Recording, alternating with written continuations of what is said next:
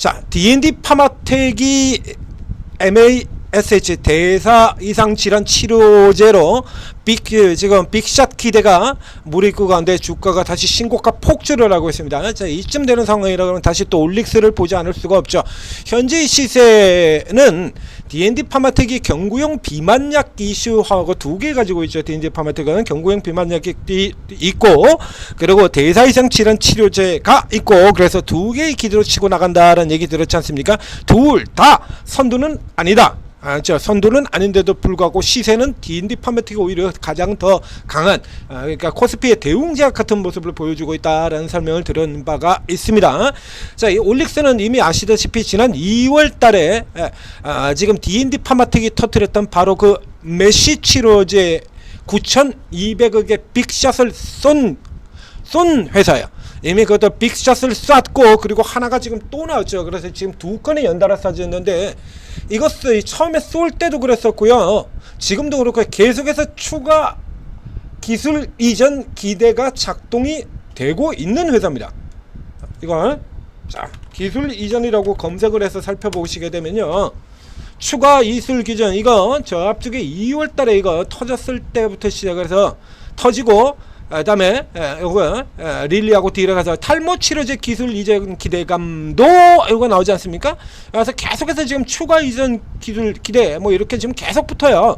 그래서 그 앞에 먼저 나갔던 여기서도 마일스톤을 수령을 했고, 추가 이설 기대 계속 지금 붙어 있고 있지 않습니까? 이게 이래서 우리가 이 플랫폼 기업들을 중시해, 이게 주목해서 봐야 된다라고. 그러니까 앞으로 제약바이오는 플랫폼 기업과 플랫폼과 비플랫폼으로 나눠질 거다라고 이렇게 얘기를 드렸지 않습니까? 여기 같은 경우도 있죠. RNAi 플랫폼에서의 추가 기술 이전 논의에서 곧 진행될 이 바이오 US에서 또 추가 파트너십 이런데 주가가 내려갔습니다. 이건 뭐냐라고 하면요, 이것도 아유 지가 죽겠어요. 이제 제약바이오 이게 희한하게요. 예를 들자 그러면 예전에 지금 계속해서 비교 대상으로 설명드리고 있는 대웅제약 같은 경우에는, 자, 이 대웅제약에는 참으로 묘하게도 우리 검사 출신 회장님이 계신 대웅제약의 경우에는 보톡스 제품의 판금 조치, 제재 조치를 단 한 번도 당하지 않았다라고 얘기를 들었죠. 대웅제약은 하나도 당하지 않은 상태에서 나머지 경쟁사들이 휴젤, 메디톡스 모조리 다 판금을 당하면서, 여기 같은 경우는 당연히 그래서 혼자 안 당하고 있는 대웅제약을 롱으로, 그런 나머지 종목을 숏으로, 뭐 그것까지는 이해를 하겠습니다. 그것까지는 이해를 하겠는데, 그 다음에 이제 상황이 바뀌었죠. 메디톡스하고 소송에서 졌어요.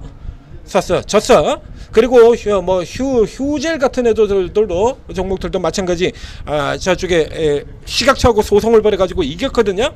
자, 이렇게 된다 그러면 이제 기존의 강자 원투 펀치가 되살아났다 그러면 대웅제약을 내려야 되는 게 맞는 거 아닙니까? 내렸다가는 바로 치고 올라 들어왔죠. 그래서 우려보다 계속해서 기대야. 이게 이 잣대가 지들 마음대로라는 얘기죠. 이래서 이런 마음대로 작동되는 잣대를 여러 번 설명을 드렸지 않습니까? 다른 종목에서도. 여기 같은 경우도 마찬가지예요. 지금 제약바이오에서 지금 우려를 얘기하고 있는 종목이 지금 몇 종목이 나오고 있냐라고 하면, 시너지 이노베이션 터트렸는데 우려, 나이백 터트렸는데 우려. 이거 기술 규모가 기술 계약이 일반적인 계약이 아니고 시너지 이노베이션 했던 얘기를, 똑같은 얘기를 나이백에도 그대로 등장을 시켰죠. 펩톨은 우려 나오고 있고요. 그리고 이 올릭스에도 우려랍니다. 마일스톤 규모하고 이런 게 제대로 밝혀지지 않았다고요. 마일스톤 규모가 제대로 밝혀지지 않았다라고 해서, 그래서 계속해서 기술 이전들 이게 하나 나오는데, 이 첫 번째 건 어떤지 조금 흐름 보고, 이제 전체적인 흐름 안 좋으니까 이제 조금 기울어지는 흐름 나오니까 또 붙이죠. 그래서 이 올릭스 같은 경우를 두고, 그래서 이 올릭스가 제약바이오의 공매도가 들어오느냐 안 들어오냐를 체크하는 가장 중요한 체크포인트 종목, 지표주가 된다는 얘기를 저 앞에서부터 계속 설명을 드려왔어요. 여기서부터, 그렇죠? 여기서부터 시작해서 계속해서 이 올릭스 같은 경우가 제약바이오가 매도로 나오느냐 아니냐, 제약바이오 쪽에 매도를 퍼붓고는 그런 때냐 아니냐를 가장 핵심적으로 나타낼 수 있는 종목이다라는 얘기를 했습니다. 지금 내용이 그런 내용이에요. 자, 이게 생각을 해보시자 이거죠.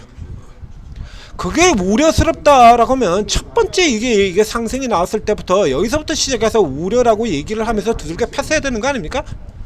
2월 달에? 지금도 이렇게 해서 계속해서 팔고 있죠. 내 새끼 아니면 다 우려야.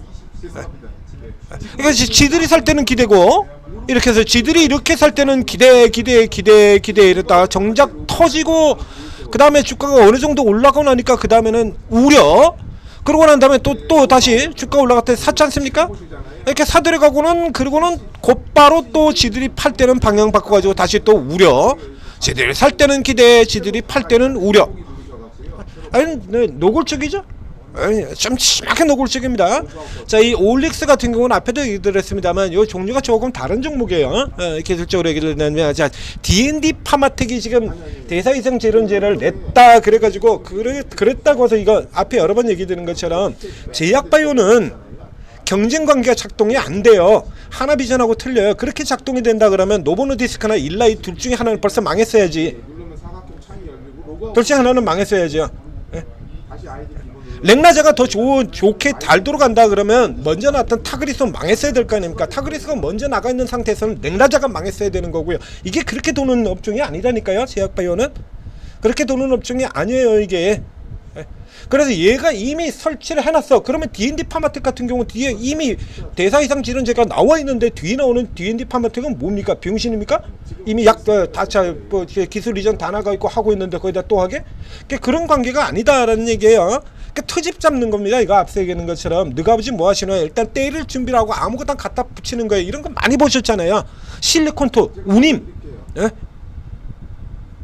아니 배로 제품을 나르는 회사가 실리콘토 하나밖에 없어요? 그것도 우림 가지고 무려 4번이나. 그렇죠. 이런 식의 논리가 작동이 된다 그러면요 올라갈 수 있는 종목 하나도 없어요.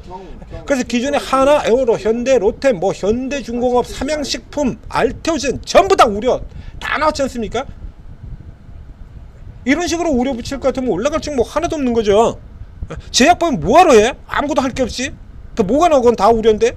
그렇지 않습니까? 제약바이오 같은 경우는 그래서 기술 이전이 나간다고 하더라도 예를 들면 ABL 바이오나 알테오젠에 4조짜리가 나온다고 하더라도 그 4조를 한 방에 받는 거 아니죠. 단계 진행하면서 받는 거예요. 그런 식으로 쳐가지고 다 우려 붙일 것 같으면 제약바이오 종목 중에서 살 종목이 어딨냐. 이거 하나도 없지. 유한영은 우려스럽지 않아? 한약품은 우려스럽지 않고? 그리고 기관 니들이 그렇게 좋아하는 대용제약은 지금도 계속해가지고 팩스콜로 기대, 나부타 기대, 팩스콜로 나부타 기대 10년 전서부터 나부타 기대 계속하고 있잖아요. 그럼 걔는 우려스럽지 않냐고. 나부타 소송에서도 졌는데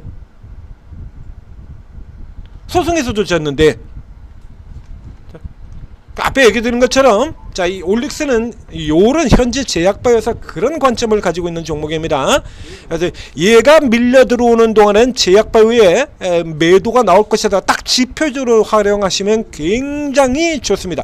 그 현재 쪽에서 친다 그러면 이제 D&D 파마텍으로 관심이 다시 몰리는 상황에서는 올릭스가 또 조금 눌려 들어올 수밖에 없죠. 이제 눌려 들어오는데 앞에도 얘기했던 것처럼요. 얘는 이미 9,200억짜리가 터져 있어요. 터져 있는 상태에서 이제 다른 쪽으로 계속해서 나들어가는 거죠. 이건 계열이 조금 틀립니다. 특이하게도 저쪽에는 이제 이 제약 바이오 기업들과 일라이릴리, 팝트론도 그렇고 다 일라이릴리 쪽 이렇게 잡고 있죠. 여기 같은 경우는 올릭스 같은 경우는 제약 바이오 쪽의 기업이 아니라 로레알이에요. 최고의 화장품 회사 로레알. 그러니까 라인 자체가 저쪽하고는 계열이 다른 거예요. 얘 파트너는 일라이릴리가 아니라 로레알 화장품 쪽이 타겟입니다.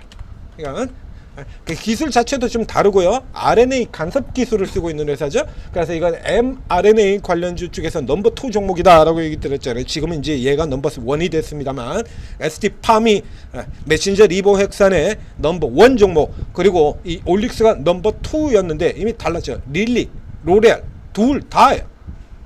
로레알도 있어요. 로레알도. 그러니까 저쪽 앞에는 릴리였었고요. 이게 밀릴 이유가 없지 않습니까? 얘들은 바보입니까? 우리 기관은 지금 그렇게 의구심하고 잣대를 들이고 있다고 있는데, 그러면 저쪽에 릴리하고 로레알은 바보들이냐고. 그런 식으로 칠 것 같으면 팝트론은 도대체 왜 오르는 거고, 알테오젠은 뭐하러 올라? 왜 올라? ABL은 이런 식으로 핑계를 댈 것 같다, 우려를 댈 것 같다 그러면 똑같이 다 될 수 있는 거잖아요. 저쪽에 있는 애들 같은 경우는 그래서 좀 밑에 있는 회사들 같은 거래 상대방이 의심스럽다.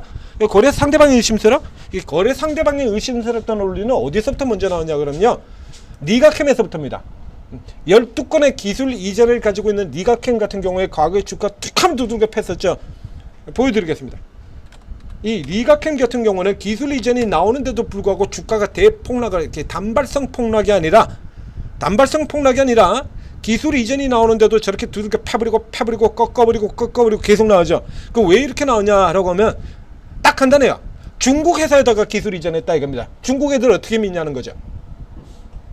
그랬는데 그 다음에는 이제 중국이 아니라 글로벌 제약사에다가 기술 이전을 했는데 그래도 또 팼죠. 아주 습관적 패대기예요.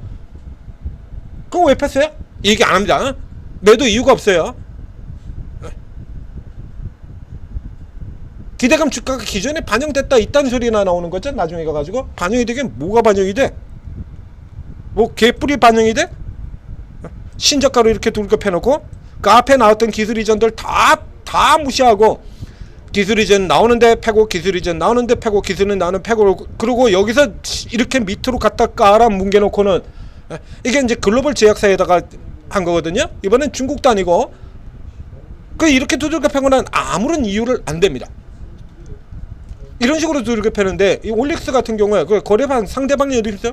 그 거래 상대방이 의심스러운 게 아니니까 마일스톤 규모가 밝혀지지 않았다. 릴리에다고 롤에라는데 이런 식으로 돌아 들어간다는 얘기예요. 패대기 칠 때 이렇게 지들이 패대기를 칠 때는 근데 사이클 상으로 본다라고 하면 여기서 더 들어가는 건 무리죠. 더 들어가면 역습으로 당할 수가 있습니다. 이렇게 외국인들 같은 경우가 치고 돌아와 버리고 지들도 이렇게 들어오면 커버가 안 되죠. 이 정도 위치에 들어온다면 지금도 그렇습니다만 외국인들이 다시 받아 들어오고 있어요. 그래서 요 아래쪽 구간에서는 121선에서 시작해서 바로 지금까지 구간입니다. 이 구간 안에서는 뭐라고 하든 말든 관계없이 그냥 그대로 노릴 수가 있습니다. D&D파 다시 한번 얘기 드립니다만 제약바이오는 경쟁 관계가 작동이 안 됩니다. D&D 파마텍의 메시 치료제와 올릭스의 메시 치료제 그리고 한미약품의 메시 치료제는 모두 다 서로 다른 기전으로 돌아 들어가요. 그러니까 메시 치료제 같은 경우도 13주짜리 시장이거든요. 13주 꽤 크죠. 리보세라니 저 HLB의 간암 치료제 시장보다 훨씬 더 큽니다. 메시 치료제가 이게 그래서 이거 커지는 그 파이에서 서로 누가 얼마나 더 먹느냐에 싸움이에요. 제가 먹으면 나는 죽는 게 아니고 자 올릭스 D&D 파마텍만 보지 마시고 자 지금 이미 주가가 먼저 눌려있는 이 올릭스도 노려야 될 때가 되었다. 다시 한번 강조 드리도록 하겠습니다. 자 시장 개장이 됐는데요. 자 아침 시간에 뭐 잘 아시다시피 지금은 이제 오전에 다 승부를 내서 다 돈을 벌어야죠. 오전에 돈을 못 벌면 종쳐버린다 이겁니다. 아주 빠르고 강력한 종목들은 아예 코스피 쪽이 거래소 증시가 개장도 하기 전에 넥스트에서 8시에서 9시에서 게임 다 끝나버리죠. 자 아침에 봤던 D&D 파마텍 같은 종목들 이미 넥스트에서 벌써 다 올라버렸어요. 이제 개장돼가지고 뭐 먹을 게 없어. 넥스트에서 다 가버렸기 때문에 자 이렇게 빨리빨리 들어오셔야 오전에 그래서 넥스트에 지나간 거 말고도 이제 그쪽에서 방향을 잡아야죠. 넥스트가 있기 때문에 지금 같은 경우는 시장 요구에 그날의 진행 방향을 찾기가 굉장히 쉽죠. 그래서 이제 이런 거 집중해서 저희가 계속해서 추천을 드리고 있지 않습니까? 자 오르고에 들어오시면 24분의 전문가들이 뭐 예를 들면 중동 테마 같은 경우도 종목이 다 틀리잖아요.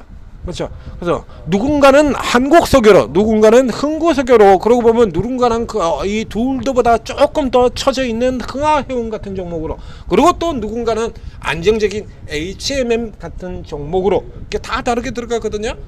자 들어가셔서 여러분들 취향에 맞는 전문가 선택하시면 돼요. 24분이나 되니까 뭐 얼마든지 고를 수 있죠. 여러분의 투자 성향이 어떤 쪽이건 그 성향에 맞는 전문가들이 다 있다라는 얘기입니다. 자 오르고 도움 받으시고 16년 만에 오는 대세장, 그렇죠? 지정학적 리스크가 대세장세를 꺾는 경우는 지금까지 단 한 번도 없었습니다. 신경 쓰실 필요 없어요. 이게 좀 밀려 떨어질 때 받아야 됩니다. 그동안 못 먹으신 좀 못 먹고 구경하신 분들 이때 열심히 누리셔야죠. 자, 오르고 도움 받으시고 성공 투자하시기 바랍니다.